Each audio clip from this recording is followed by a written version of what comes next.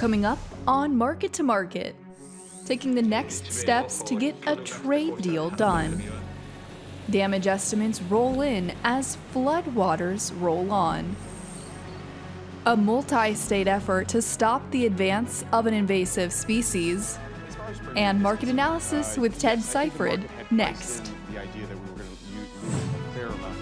Pioneer Hybrid International is a proud sponsor of Market to Market.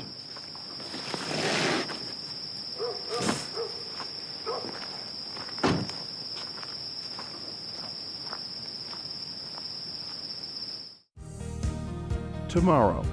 For over 100 years, we've worked to help our customers be ready for tomorrow. Trust in tomorrow. Information is available from a Grinnell Mutual agent today. And by Sukup Manufacturing Company, offering a full line of grain drying and storage equipment and steel buildings. Sukup Manufacturing is on a mission to protect and preserve your crop and the tools that produce it. This is the Friday, June 28 edition of Market to Market, the weekly journal of rural America. Hello, I'm Delaney Howell. Farmers have been fighting the loss of markets in bad weather, but there are those among us who feel confident enough in the nation's economic future to make a few purchases. Consumer spending increased 0.4% in May. Orders for durable goods declined 1.3% in May, but without orders for transportation, core durable goods rose 0.3%. This data comes on the heels of first quarter GDP rising 3.1% to outpace the Fed's benchmark of 2%. Both China and the U.S. are hoping to avoid extending the trade war to a wider range of products. U.S. farmers continue to take the brunt of the battle even as MFP payments are being calculated. A G20 meeting between Presidents Trump and Xi is on the schedule against the backdrop of a Friday purchase by China of 544,000 metric tons of U.S. soybeans. Peter's Tubbs has the story.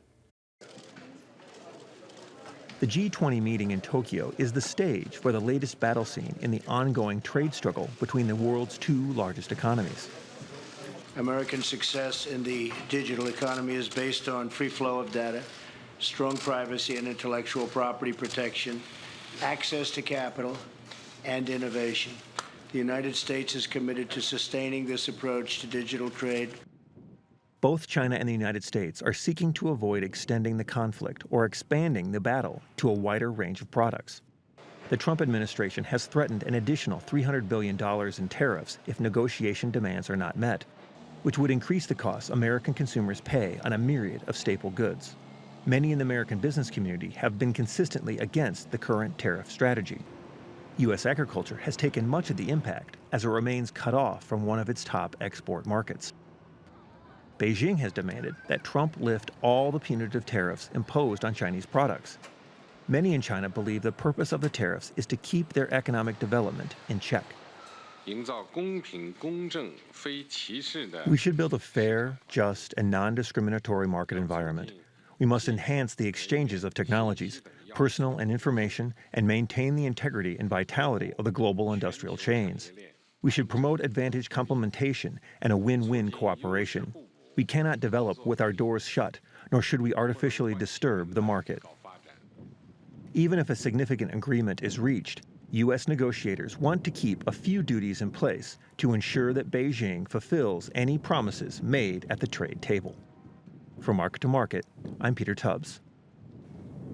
Flooding has sidelined many barges along the Missouri and Mississippi rivers. Damage estimates from high water on the Missouri are expected to top $1 billion. Further down the Mississippi River, the port of South Louisiana, the busiest in the country, has more than double the usual cargo ships in port waiting for the water to recede. Paul Yeager has more. The 2019 flood event taking place along the Mississippi River is far from over. But in many locations above St. Louis, the worst may finally be over.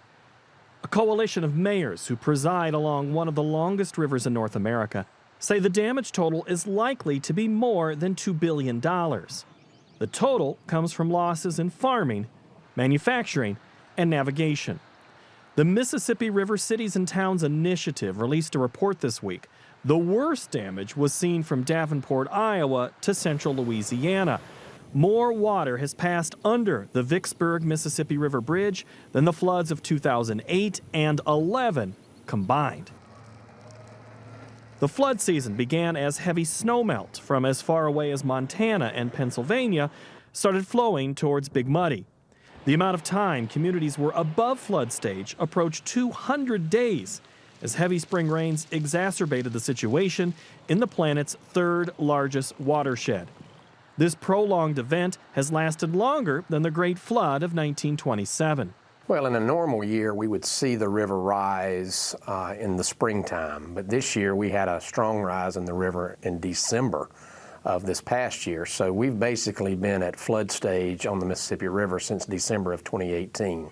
This levee breach in Davenport came in late April.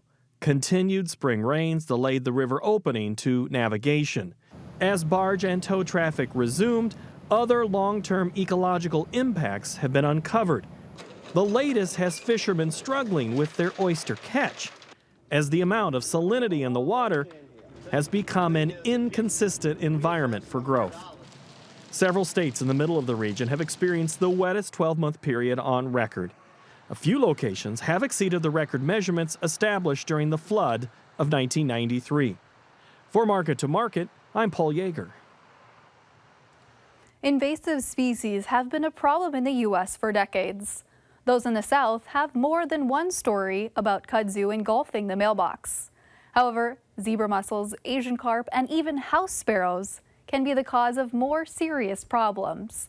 A case in point, an insect intruder from overseas has become the focus of a multi-state effort to detect, control, and eradicate an enemy with few natural predators. Co-lead Bradford Krantz has more in our cover story. A Pennsylvania wildlife education specialist was arriving home after work one day in September 2014 when he noticed an unfamiliar, inch-long insect on his garage door. Dan Lynch sent a photo to other state employees, and within a day, 3 entomologists were on their way to his southeast Pennsylvania home. Their initial excitement at documenting the unusual insect and dozens of its nearby peers soon gave way to dread as the entomologists realized it was likely an invasive species that could cause economic or environmental harm. Within days, the bugs were identified as spotted lanternfly, never before found in North America. Within 6 weeks, a task force had been set up and a quarantine area established. Within 3.5 years, USDA would pony up $17.5 million to help Pennsylvania and neighboring states slow the spread of the sap-sucking insect that now threatens vineyards, orchards, hops, and other agricultural products. The manager of a private airport about 15 miles from the original site in Berks County, Pennsylvania, shot this video in September 2018, 4 years after Lynch found the first spotted lanternfly. The first that we saw it is in the community in Berks County, which is, if you look at Pennsylvania's map, is in the eastern side, but it happens to be right in the very epicenter of agricultural production in Pennsylvania. What we realized pretty quickly is that everything that we have in Pennsylvania, it likes. Experts believe the spotted lanternfly may have arrived on a shipment of stone from South Korea the year before it was discovered. South Koreans also consider the bug to be an invasive species. The quarantine zones now include 14 counties in Pennsylvania, as well as a handful of counties in Delaware, New Jersey, and Virginia. No one really understood the full impact of this in 2014. And I would even say into 2016 until you fully realized what was happening, right? This population exploded. We still believe the eradication is possible, and we don't want to say that this pest is here forever. We just have to figure out how to manage it. It has not spread nearly as fast as it has in some of the Asian countries. The name of the once unfamiliar insect, a native of China, Bangladesh, and Vietnam, has essentially become a curse word in the southeast quadrant of the state. As an adult, the bug prefers to eat the sap of the tree of heaven, also an invasive species native to Asia. Officials and residents have worked to clear the unwanted tree, but the insects also have been found feeding on more than 70 other species of trees and vines. Beth Finlay, Master Gardener Coordinator with Penn State Extension, says as it feeds, the bug also defecates a sugary waste, known as honeydew, on the leaves, which often results in a leaf mold that interferes with photosynthesis. As a result, the affected plants lose the energy needed for fruit growth. The concern is that repeated heavy infestations year after year could begin to result in tree loss. For growers, particularly of grapes and hops, which are much smaller plants, that kind of feeding can definitely deplete a plant rather quickly. Although the insects do not bite or sting, Finlay says most homeowners find them to be a major nuisance.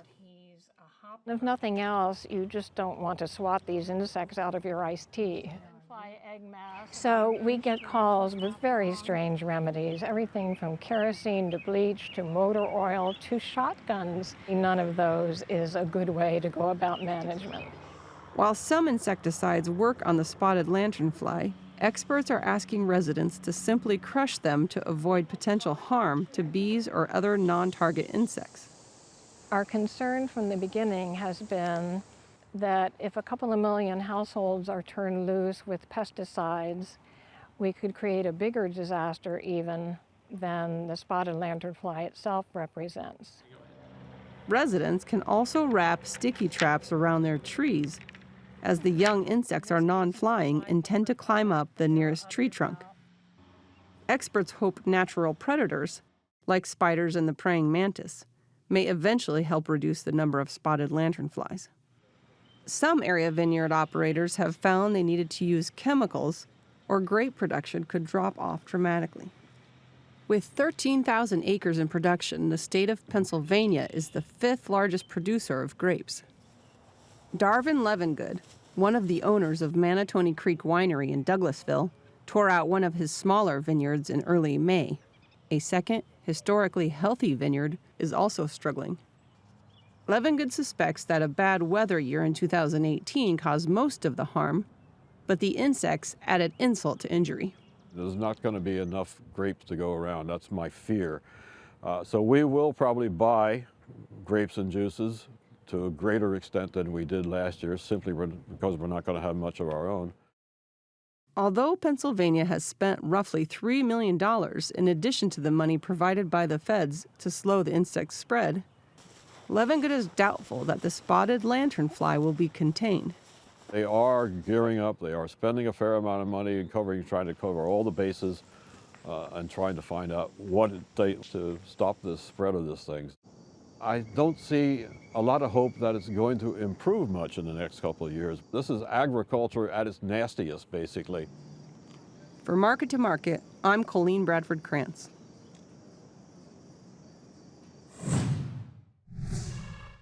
Next, the Market to Market report.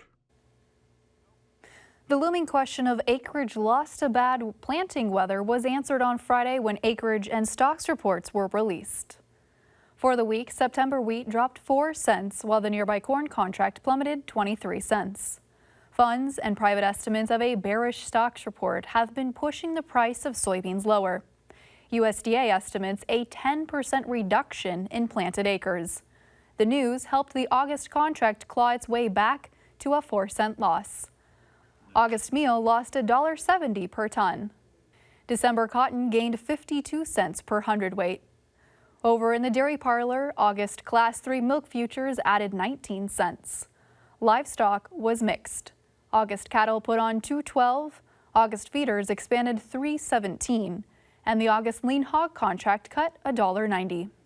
In the currency markets, the U.S. dollar index was flat. August crude oil gained 26 cents per barrel. COMEX gold rose $11, and the Goldman Sachs Commodity Index increased almost 2 points to finish at 423.50.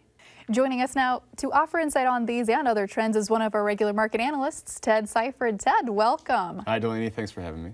Good to be here. Ted, give me some of your quick thoughts here, just overall thoughts about today's report. Was it what you expected? Well, there's nothing quick about it. Well, okay, sure. Is it what I expected? I was one of the high guesses for acreage, for corn acreage, and it's simply because I understand what this report is. It's a survey that is taken in the first week of June, basically. And in the first week of June, if you looked at crop progress numbers, we still had 30 million acres of corn to plant and 50 million acres of soybeans to plant. So basically, this was acreage intentions 2.0. This wasn't a final acreage number by any means. So yeah, if you think about what we were thinking back at that time, you know, MFP payments, which are going to be done on acreage rather than by crop, that had guys moving more towards corn. The recent rally in corn prices had guys moving more towards corn. Not surprised that we saw a bigger corn number and a smaller soybean number, but it's a little bit hard to digest almost a 92 million acre corn crop given the weather that we've had. Now, the USDA is going to resurvey in the beginning of July, and we're going to see that again on August 12th. We're probably going to see a much bigger number there. Now, the question's really a much bigger corn number? No, a much different number there. The question's going to be, is the soybean number going up and the corn number coming down? And I don't know if that's necessarily the case. I think really there's just a lot of prevent plant that's going to come out of that. You might see the soybean number come up a little bit. I don't know if it's going to be terribly bearish for the soybeans, I guess is what I'm saying. But the corn number, I think, is going to come down. Even if it doesn't, though. Let's just say we have to live with 91.7. What is the yield going to be on that? And also, you know, how much of that's going to get harvested? Usually we use a 0.92 or 0.922% of harvested acreage of planted acreage. Now I'm thinking, you know, if we're going to stick with that higher acreage number, that is coming down to like a 0.89 or so, which is really going to lower harvested acreage and really lowers production as well. So one way or another, we know we have a problem. Today's report was a shocker for a lot of people. It shouldn't have been, but it was. And now we have to live with it for a little while, but I think the market's going to kind of say, yeah, this is not a real information. This is maybe what we were intending back in the beginning of June, but it's not the reality of what we have now. Okay, Ted, I think we've got you set us up nicely here for a social media question coming in from Dave in Madison, South Dakota. He said, how long will the market trade acreage before it peaks and waits for yield, or has it already? Yeah, so that's a great question, Dave. You know, we were going to trade acreage until today, okay? And then now we start focusing on yield. But again, with the resurvey and acreage, I mean, this acreage debate isn't going to go away anytime soon. We're going to continue to be talking about this, but the focus will be more so now on growing season weather rather than planting season weather and what sort of yields we're going to get, the crop conditions, you know, how our progress goes. The heat that we're getting right now, I think, is going to catch this crop up a little bit, and I actually think that we're going to see crop conditions improve over the next couple of weeks. So that might temper some of the yield talk, but the fact of the matter is we've had a major problem this year.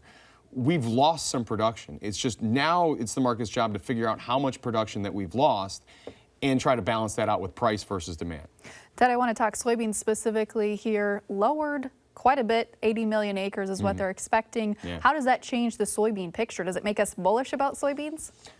Well, bullish is an interesting word. You know, there's a lot of things for the soybeans that could be very bullish. You know, something else that's going on this weekend is you've got President Trump and President Xi in Tokyo talking about potential trade, and I don't think we get a deal out of that. But there's been talk of lifting tariffs, and if China lifts the soybean tariffs or agricultural tariffs, and starts to buy soybeans and starts to buy pork, well, that changes the game a little bit. Even though we have ASF and we know China has ASF, and we know that Chinese demand is cut back a bit, that would still be a big positive. 80 million acres of soybeans. Wow, let's talk about yield, right? I mean, if in my mind, I think 45 is a pretty high benchmark to be looking at right now for soybean yield. And if that's the case on 80 million acres and we get Chinese business, then yeah, we could have a bullish market in soybeans. But there's a lot of what ifs there, right? I don't think 80 million acres by itself is the path to a soybean rally. But lower stocks number today, the idea that, yeah, maybe we can have a China deal, the idea of a lower yield, I think the outlook is more positive for soybeans than it was yesterday, so that's good. And again, the question's going to be when we get to that August 12th report now, is that soybean acreage number going to come up dramatically. So that might be sort of the wet blanket on soybeans for the time being. Okay, and just really quick, Ted, we also know that the USDA is going to potentially change the soybean yield number in July. How much do you think they'll adjust that number? Yeah, I mean, good question. The 45 number is kind of the number I'm using right now, and I think that would be a great target for them to start off with. To me, that would make a lot of sense. So, yeah, 45. Again, I think you take the acreage number with a grain of salt, that could go a little bit higher. I mean, that's probably the lowest acreage number we're going to see. So I'm going to use like 82.5 and then use a 45 national average yield. And that gives me a reasonably tight soybean carry, not tight, but certainly a lot less burdensome than what we've been looking at, the billion bushel carryover plus. So a much more normal balance sheet, and I think that's just sort of a sigh of relief for the soybean market. And I think that allows for upside potential if corn wants to rally. I don't know if soybeans can do it by themselves, short of a pretty awesome trade deal. Okay, Ted, before we slide into talking about the livestock markets, the wheat markets, they could serve as a feed source for those livestock markets this year. At what point do corn prices and forage issues turn wheat into a viable option? Oh, I think we're already kind of there, or we were there before the price reaction that we saw here today. But, wheat was down almost as much or more. Yeah, I think we're there, really. And with the amount of wheat that we have, it should be a viable option for feed. Now, it really depends on who's using what and who's willing to change rations and things like that. But it is an option. That being said, how much of an increase are we going to see in wheat for feed? Well, it's certainly not going to be 100 million bushels or more, probably not, So it's something that we'll start chipping away at that wheat carryover for next year. I mean, this year's over. For next year, is it going to turn wheat into a bullish market? Probably not. Not unless we see corn really get into severe price ration mode. Okay, Ted, we've got a question here following up on that forage issue from Matt in Amherst, Wisconsin. He said cattle forage seems to be a huge issue in many areas. At what point will there be more cattle liquidation in both beef and dairy, and how will that affect the beef markets? Okay, so we can do like 15 minutes on that question. Well, you have 1 minute. It's a really good question. You're already kind of seeing that a little bit with the lower placements number. When do we get to the bigger marketings number? I don't know if we're quite there yet. Take states like California, big dairy states, major forage issues. So milk production has been dropping. Cattle for milk production have been dropping. This could be a bigger thing. We're not quite there yet, but we are starting to already see this sort of the effects of that. And it could lower dairy production, it could lower beef production. But at the same time, we probably need a little bit stronger domestic demand as well to really make that a big deal. Ted, feeder cattle markets, is the low end yet for us? Today was a good day. A good reaction to a big drop in corn prices. And I would say that before today, we were starting to see what I would call sort of bottoming formations on the charts for both live cattle and feeder cattle. I would like to say that the rally that we saw in feeder cattle today would put a point on that and say, hey, the low is in. But I'm very curious to see what corn does here over the next few weeks, and keep an eye on that. So the two are going to work in tandem. But transitioning to the live cattle market, I really like the look of the live cattle chart. I would like to see the feeders be the leaders to the upside. I hate cliches, but that's a good one. I think live cattle have a chance to start going higher, especially as we get warmer temperatures and, July 4th holiday, and we really do get into the grilling season in earnest because we haven't really been able to do that yet. But I like the outlook for domestic demand for protein as a whole, and I like the look of the chart of cattle. I think box beef prices can start to creep up as that demand creeps up, cash prices go up, and we can go higher in cattle. So I'm bullish cattle right now. Okay, and finally we've got to talk about what's going on in the hog markets. Does this tiff between the Chinese and the Canadians give the U.S. an opportunity to slide in there and export some more hogs? Maybe, right? Because if China's not buying from us, then we just have more Canadian pork coming over our borders and further increasing the supply that we could potentially have. So if China's buying from us, then that's a great deal. But, Canada's going to have an outlet for their pork as well. So if they're not going to China, then it could be coming our way. And that's part of the reason why we've been under pressure in hogs. But, it was nice to see China on the export sales, although not huge numbers, but it was nice to see them on for last week. And, everybody I'm talking to over in China is saying that it is really reaching crisis point right now. and they are expecting our pork prices to skyrocket at some time fairly soon. They're surprised that we've come down as much as we have. And I kind of feel the same way. You know, I feel like this is a realizing market, and fairly soon we're going to start realizing that, oh boy, there's something going on here. All right, we'll pick that up in Market Plus. Ted, thanks so much. Pleasure's mine, Delaney. That wraps up the broadcast portion of Market to Market, but we will keep this conversation going on Market Plus, where we'll answer more of your questions. You can find it on our website at markettomarket.org. When you subscribe to our YouTube channel, you'll get notified when the program and Market Plus are online. Find us at Market to Market. Join us again next week when we'll explore how hay exporters continue working to recover from a dockside dispute. So until then, thanks for watching. I'm Delaney Howell. Have a great week.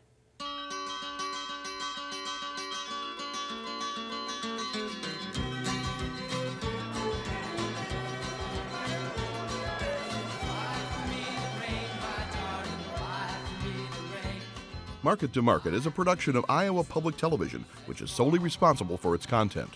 Pioneer Hybrid International is a proud sponsor of Market to Market.